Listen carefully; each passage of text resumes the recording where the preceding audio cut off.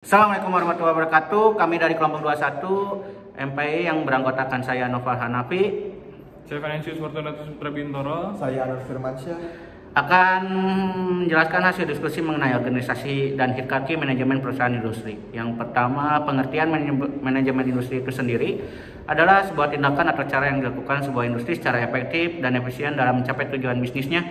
Manajemen industri menjadi salah satu cabang dalam manajemen yang berkaitan dalam menciptakan dan mengelola sistem serta mengintegrasikan dengan berbagai resources sebagai sumber daya alam manusia dan teknologi. Ada 4 fungsi dalam MPI. Yang pertama dari segi planning. Di segi planningnya ada 3 poin. Yang pertama, membuat dan menjabarkan suatu tujuan atau sasaran dari sebuah proses industri. Yang kedua, ada membangun strategi yang tepat agar tujuannya bisa terwujud. Yang ketiga, membantu mengembangkan suatu rencana untuk melakukan koordinasi sebuah kegiatan dalam industri. Berikutnya ada segi organizing atau pengaturan. Yang ada 4 poin juga di sini. Yang pertama, membantu menentukan keperluan dan kebutuhan dalam sebuah industri. Yang kedua, menentukan pihak atau individu yang bertanggung jawab melakukan kegiatan. Yang ketiga, menentukan cara kerja dari kegiatan yang sudah ditentukan. Yang keempat, menentukan pihak atau individu yang harus melaporkan dan kepada siapa mereka harus melaporkannya. Yang ketiga, ada segi leading atau kepemimpinan. Ada 4 poin di sini. Yang pertama, membantu mengarahkan semua individu dalam tim. Yang kedua, memberikan motivasi agar kinerja dapat selalu membaik.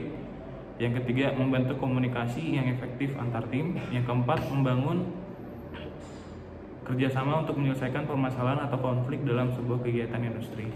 Yang terakhir ada segi controlling atau pengendalian. Terdapat 2 poin. Poin pertama, melakukan monitor terhadap kegiatan agar sesuai dengan rencana yang sudah ditetapkan. Dan poin terakhir adalah memperbaiki penyimpangan atau kesalahan yang terjadi dalam kegiatan industri. Mungkin selanjutnya tingkat manajemen vertikal. Tingkat manajemen vertikal dibagi menjadi top manajemen, manajemen puncak, middle manajemen, manajemen menengah, dan first line manajemen, manajemen fungsional. Yang pertama ada top manajemen, yaitu tingkatan paling atas dalam manajemen adalah seorang CEO, Chief Executive Officer, atau disebut juga Direktur Utama. CEO memiliki tugas yang panjang untuk perusahaan. CEO adalah orang yang akan memastikan semua kegiatan perusahaan dapat berjalan baik dan bisa menghasilkan keuntungan yang diinginkan perusahaan. Dan yang kedua ada middle management, yaitu middle management biasanya berisi para manajer dan tiap divisi industri. Tanggung jawab manajer adalah membuat dan merencanakan kegiatan yang bersifat teknis seperti misalnya produksi barang yang harus dilakukan tepat waktu termasuk pengirimannya. Dan yang ketiga ada first line management.